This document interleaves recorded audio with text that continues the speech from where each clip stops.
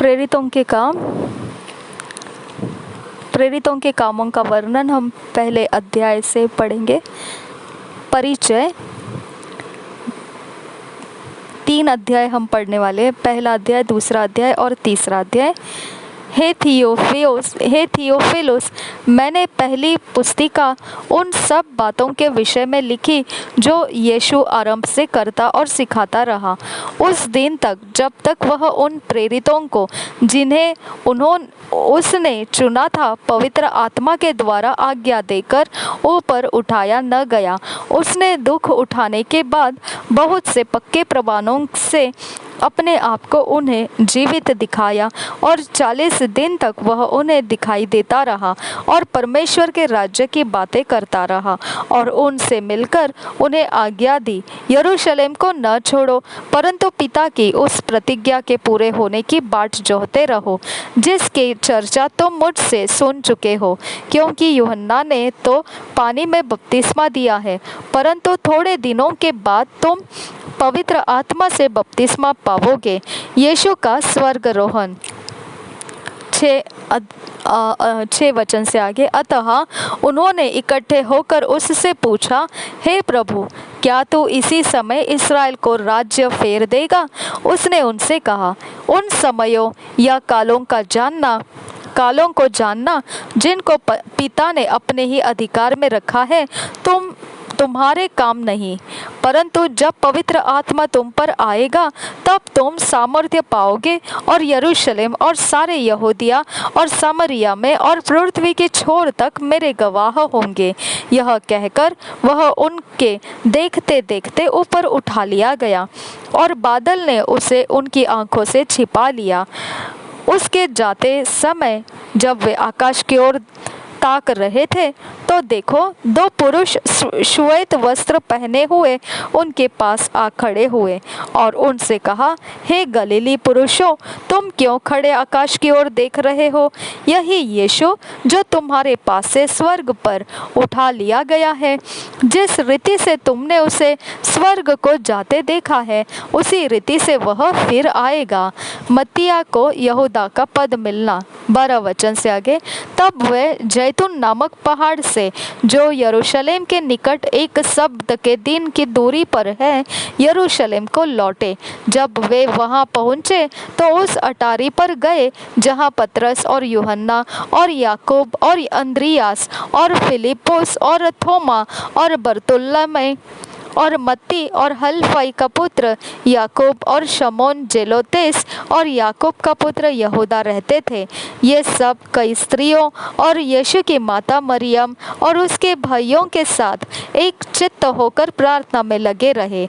उन्हीं दिनों में पतरस भाइयों के बीच में, जो 120 व्यक्ति के लगभग थे, खड़ा होकर कहने लगा, हे भाइयों, अवश्य था कि पवित्र शास्त्र का वह लेख पूरा हो जो पवित्र आत्मा ने दाऊद के मुख से यहूदा के विषय में, जो यीशु के पकड़ने वालों का अगुवा था, पहले से कहा था, क्योंकि वह तो हम में गिना गया और इस सेवकाई में सहभागी हुआ। उसने अधर्म की कमाई से एक खेत मोल लिया और सिर के बल गिरा और उसका पेट फट गया और उसकी सब अंतड़ियां निकल पड़ी। इस बात को पर यरूशलेम के सब रहने वाले जान गए, यहाँ तक कि उस खेत का नाम उनके भाषा में हकलदमा अर्थात लहू का खेत पड़ गया। भजन संहिता में लिखा है, उसका घर उजड़ जाए और उसमें कोई न बसे और उसका पद कोई दूसरा ले ले। इसलिए जितने दिन तक प्रभु यीशु हमारे साथ आता जाता रहा, अर्थात यूहन्ना के बपतिस्मा से लेकर उसके हमारे पास से उठाए जाने तक जो लोग बराबर हमारे साथ रहे, उचित है कि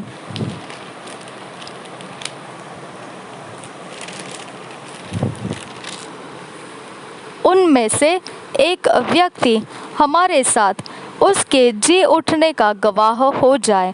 तब उन्होंने 2 को खड़ा किया एक यूसुफ को जो बरसबा कहलाता है, जिसका उपनाम युस्तुस है, दूसरा मत्तिया को, और यह प्रार्थना की, हे प्रभु, तू जो सबके मन जानता है, यह प्रकट कर कि इन दिनों में से तूने किसको चुना है कि वह इस सेवकाई और प्रेरिताई का पद ले, जिसे यहूदा छोड़कर अपने स्थान को चला गया। तब उन्होंने उनके बारे में चिट्ठियाँ डाली और चिट्ठी मत्तिया के नाम पर निकली। अतः वह उन 11 प्रेरितों के साथ गिना गया। पवित्र आत्मा का उतरना। दूसरा अध्याय। जब पिन्तेकोस्त का दिन आया तो वे सब एक जगह इकट्ठे थे। एकाएक आकाश से बड़ी आंधी की सी सनसनाहट का शब्द हुआ और उससे सारा घर जहाँ वे बैठे थे गूंज गया, और उन्हें आग की सी जीभें फटती हुई दिखाई दी और उनमें से हर एक पर आ ठहरी। वे सब पवित्र आत्मा से भर गए और जिस प्रकार आत्मा ने उन्हें बोलने की सामर्थ्य दी, वे अन्य अन्य भाषा बोलने लगे। आकाश के नीचे की हर एक जाति में से भक्त यहूदी यरूशलेम में रह रहे थे। जब यह शब्द हुआ तो भीड़ लग गई और लोग घबरा गए, क्योंकि हर एक को यही सुनाई देता था कि ये मेरी ही भाषा में बोल रहे हैं। वे सब चकित और अचंभित होकर कहने लगे, देखो, ये जो बोल रहे हैं, क्या सब गलीली नहीं? तो फिर क्यों हम में से हर एक अपनी अपनी जन्मभूमि की भाषा सुनता है? हम जो पार्थी और मेदी और एलामी और मेसोपोटामिया और यहूदिया और कप्पदूकिया और पुन्तुस और असिया और फ्रुगिया और पंफुलिया और मिस्र और लिबिया देश जो कुरेने के आसपास है, इन सब देशों के रहने वाले और रोमी प्रवासी अर्थात यहूदी और यहूदी मत धारण करने वाले क्रेती और अरबी भी है, परंतु अपनी अपनी भाषा में उनसे परमेश्वर के बड़े बड़े कामों की चर्चा सुनते हैं। और वे सब चकित हुए और घबरा कर एक दूसरे से कहने लगे, यह क्या हो रहा है? परंतु दूसरों ने ठट्ठा करके कहा, वे तो नई मदिरा के नशा में चूर है। पतरस का भाषण। 14 वचन से आगे। तब पतरस उन 11 के साथ खड़ा हुआ और ऊंचे शब्द से कहने लगा, हे यहूदियों और हे यरूशलेम के सब रहने वालों, यह जान लो और कान लगाकर मेरी बातें सुनो। जैसा तुम समझ रहे हो, ये लोग नशे में नहीं है, क्योंकि अभी तो पहर ही दिन चढ़ा है, परंतु यह वह बात है जो योएल भविष्यद्वक्ता के द्वारा कही गई थी। परमेश्वर कहता है कि अंत के दिनों में ऐसा होगा कि मैं अपना आत्मा सब मनुष्यों पर उंडेलूंगा, और तुम्हारे बेटे और तुम्हारे बेटियां भविष्यवाणी करेगी, और तुम्हारे जवान दर्शन देखेंगे, और तुम्हारे पुरनिया स्वप्न देखेंगे। वरन मैं अपने दासों और अपने दासियों पर भी उन दिनों में अपने आत्मा में से उंडेलूंगा, और वे भविष्यवाणी करेंगे। और मैं ऊपर आकाश में अद्भुत काम और नीचे धरती पर चिन्ह अर्थात लहू और आग और धुएं का बादल दिखाऊंगा। प्रभु के महान और तेजस्वी दिन के आने से पहले सूर्य अंधेरा और चांद लहू सा हो जाएगा, और जो कोई प्रभु का नाम लेगा वह उद्धार पाएगा। हे इस्राएलियों, ये बातें सुनो। यीशु नासरी एक मनुष्य था, जिसका परमेश्वर की ओर से होने का प्रमाण उन सामर्थ्य के कामों और आश्चर्य के कामों और चिन्हों से प्रकट है, जो परमेश्वर से तुम्हारे बीच उसके द्वारा कर दिखाए, जिसे तुम आप ही जानते हो। उसी यीशु को जो परमेश्वर की ठहराई हुई योजना और पूर्व ज्ञान के अनुसार पकड़वाया गया, तुमने अधर्मियों के हाथ से क्रूस पर चढ़वाकर मार डाला, परंतु उसी को परमेश्वर ने मृत्यु के बंधनों से छुड़ाकर जिलाया, क्योंकि यह अनहोना था कि वह उसके वश में रहता। क्योंकि दाऊद उसके विषय में कहता है, मैं प्रभु को सर्वदा अपने सामने देखता रहा, क्योंकि वह मेरी दाहिनी ओर है, ताकि मैं डिग न जाऊं।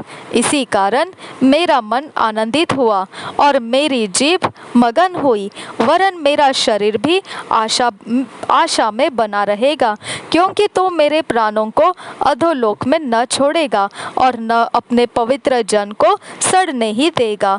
तूने मुझे जीवन का मार्ग बताया है, तू मुझे अपने दर्शन के द्वारा आनंद से भर देगा। हे भाइयों, मैं कुलपति दाऊद के विषय में तुमसे साहस के साथ कह सकता हूँ कि वह तो मर गया और गाड़ा भी गया, और उसकी कब्र आज तक हमारे यहाँ विद्यमान है। वह भविष्यद्वक्ता था, वह जानता था कि परमेश्वर ने मुझसे शपथ खाई है कि मैं तेरे वंश में से एक व्यक्ति को तेरे सिंहासन पर बैठाऊंगा। उसने होने वाली बात को पहले ही से देखकर मसीह के जी उठने के विषय में भविष्यवाणी की कि न तो उसका प्राण अधोलोक में छोड़ा गया और न उसकी देह सड़ने पाई। इसी यीशु को परमेश्वर ने जिलाया, जिसके हम सब गवाह हैं। इस प्रकार परमेश्वर के दाहिने हाथ से सर्वोच्च पद पाकर और पिता से वह पवित्र आत्मा प्राप्त करके जिसकी प्रतिज्ञा की गई थी, उसने यह उंडेल दिया है जो तुम देखते और सुनते हो। क्योंकि दाऊद तो स्वर्ग पर नहीं चढ़ा, परंतु वह आप कहता है, प्रभु ने मेरे प्रभु से कहा, मैं मेरे दाहिने बैठ, जब तक कि मैं तेरे बैरियों को तेरे पांवों तले की चौकी न कर दूं। अतः जब इस्राएल का सारा घराना निश्चिंत रूप से जान ले कि परमेश्वर ने उसी यीशु को, जिसे तुमने क्रूस पर चढ़ाया, प्रभु भी ठहराया और मसीह भी, तब सुनने वालों के हृदय छिद गए और वे पतरस और शेष प्रेरितों से पूछने लगे, हे भाइयों, हम क्या करें? पतरस ने उनसे कहा, मन फिराओ और तुम में से हर एक अपने अपने पापों की क्षमा के लिए यीशु मसीह के नाम से बपतिस्मा ले, तो तुम पवित्र आत्मा का दान पाओगे। क्योंकि यह प्रतिज्ञा तुम और तुम्हारी संतानें और उन सब दूर दूर के लोगों के लिए भी है, जिनको प्रभु हमारा परमेश्वर अपने पास बुलाएगा। उसने बहुत और बातों से भी गवाही दे देकर समझाया कि अपने आप को इस टेढ़ी जाति से बचाओ। अतः जिन्होंने उसका वचन ग्रहण किया, उन्होंने बपतिस्मा लिया, और उसी दिन 3000 मनुष्यों के लगभग उनमें मिल गए, और वे प्रेरितों से शिक्षा पाने और संगति रखने और रोटी तोड़ने और प्रार्थना करने में लौलीन रहे। विश्वासियों की संगति और सब लोगों पर भय छा गया, और बहुत से अद्भुत काम और चिन्ह प्रेरितों के द्वारा प्रकट होते थे, और सब विश्वास करने वाले इकट्ठे रहते थे, और उनकी सब वस्तुएं साझे में थी। वे अपनी अपनी संपत्ति और सामान बेच कर जैसी जिसकी आवश्यकता होती थी बांट दिया करते थे। वे प्रतिदिन एक मन होकर मंदिर में इकट्ठे होते थे और घर घर रोटी तोड़ते हुए आनंद और मन की सिधाई से भोजन किया करते थे और परमेश्वर की स्तुति करते थे, और सब लोग उनसे प्रसन्न थे। और जो उद्धार पाते थे उनको प्रभु प्रतिदिन उनमें मिला देता था। लंगड़े भिखारी का चंगा होना। 3 अध्याय पहले वचन से। पतरस और यूहन्ना तीसरे पहर प्रार्थना के समय मंदिर में जा रहे थे, और लोग एक जन के लंगड़े को ला रहे थे, जिसको वे प्रतिदिन मंदिर के उस द्वार पर, जो सुंदर कहलाता है, बैठा देते थे कि वह मंदिर में जाने वालों से भीख मांगे। जब उसने पतरस और यूहन्ना को मंदिर में जाते देखा तो उनसे भीख मांगी। पतरस ने यूहन्ना के साथ उसकी ओर ध्यान से देखकर कहा, हमारी ओर देख। अतः वह उनसे कुछ पाने की आशा रखते हुए उनकी ओर ताकने लगा। तब पतरस ने कहा, चांदी और सोना तो मेरे पास है नहीं, परंतु जो मेरे पास है वह तुझे देता हूँ। यीशु मसीह नासरी के नाम से चल फिर। और उसने उसका दाहिना हाथ पकड़ के उसे उठाया और तुरंत उसके पांवों और टखनों में बल आ गया। वह उछल कर खड़ा हो गया और चलने फिरने लगा और चलता और कूदता और परमेश्वर की स्तुति करता हुआ उनके साथ मंदिर में गया। सब लोगों ने उसे चलते फिरते और परमेश्वर की स्तुति करते देखकर उसको पहचान लिया कि यह वही है जो मंदिर के सुंदर फाटक पर बैठकर भीख मांगा करता था। और उस घटना से जो उसके साथ हुई थी वे बहुत अचंभित और चकित हुए। मंदिर में पतरस का उपदेश। 11 वचन से आगे। जब वह पतरस और यूहन्ना को पकड़े हुए था तो सब लोग बहुत आश्चर्य करते हुए उस ओसारे में जो सुलैमान का कहलाता है उनके पास दौड़े आए। यह देखकर पतरस ने लोगों से कहा, हे इस्राएलियों, तुम इस मनुष्य पर क्यों आश्चर्य करते हो और हमारी ओर क्यों इस प्रकार देख रहे हो कि मानो हम ही ने अपनी सामर्थ्य या भक्ति से इसे चलने फिरने योग्य बना दिया। अब्राहम और इसहाक और याकूब के परमेश्वर, हमारे बाप दादों के परमेश्वर ने अपने सेवक यीशु की महिमा की, जिसे तुमने पकड़वा दिया। और जब पिलातुस ने उसे छोड़ देने का विचार किया तब तुमने उसके सामने उसका इनकार किया। तुमने उस पवित्र और धर्मी का इनकार किया और विनती की कि एक हत्यारे को तुम्हारे लिए छोड़ दिया जाए। और तुमने जीवन के कर्ता को मार डाला, जिसे परमेश्वर ने मरे हुओं में से जिलाया। और इस बात के हम गवाह हैं। और उसी के नाम ने उस विश्वास के द्वारा जो उसके नाम पर है, इस मनुष्य को, जिसे तुम देखते हो और जानते भी हो, सामर्थ्य दी है। उसी विश्वास ने जो उसके द्वारा है, इसको तुम सबके सामने बिल्कुल भला चंगा कर दिया है। अब हे भाइयों, मैं जानता हूँ कि यह काम तुमने अज्ञानता में किया, और जैसा ही तुम्हारे सरदारों ने भी किया और वैसा ही तुम्हारे सरदारों ने भी किया।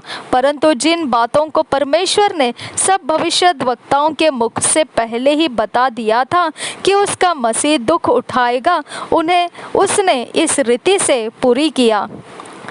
इसलिए मन फिराओ और लौट आओ कि तुम्हारे पाप मिटाए जाए, जिससे प्रभु के सम्मुख से विश्रांति के दिन आए। और वह यीशु को भेजे जो तुम्हारे लिए पहले ही से मसीह ठहराया गया है। अवश्य है कि वह स्वर्ग में उस समय तक रहे जब तक कि वह सब बातों का सुधार न कर ले, जिसकी चर्चा प्राचीन काल से परमेश्वर ने अपने पवित्र भविष्यद्वक्ताओं के मुख से की है। जैसा कि मूसा ने कहा, प्रभु परमेश्वर तुम्हारे भाइयों में से तुम्हारे लिए मुझ सा एक भविष्यद्वक्ता उठाएगा, जो कुछ वह तुमसे कहे उसके सुनना। परंतु प्रत्येक मनुष्य जो उस भविष्यद्वक्ता की न सुने, लोगों में से नष्ट किया जाएगा। और शमूएल से लेकर उसके बाद वालों तक जितने भविष्यद्वक्ता बोले, उन सब ने इन दिनों का संदेश दिया है। तुम भविष्यद्वक्ताओं की संतान और उस वाचा के भागी हो जो परमेश्वर ने तुम्हारे बाप दादों से बांधी, जब उसने अब्राहम से कहा, तेरे वंश के द्वारा पृथ्वी के सारे घराने आशीष पाएंगे। परमेश्वर ने अपने सेवक को उठाकर पहले तुम्हारे पास भेजा कि तुम में से हर एक को उसकी बुराइयों से फेर कर आशीष दे। प्रभु यीशु हम सब के साथ बना रहे। आमीन, आमीन, आमीन।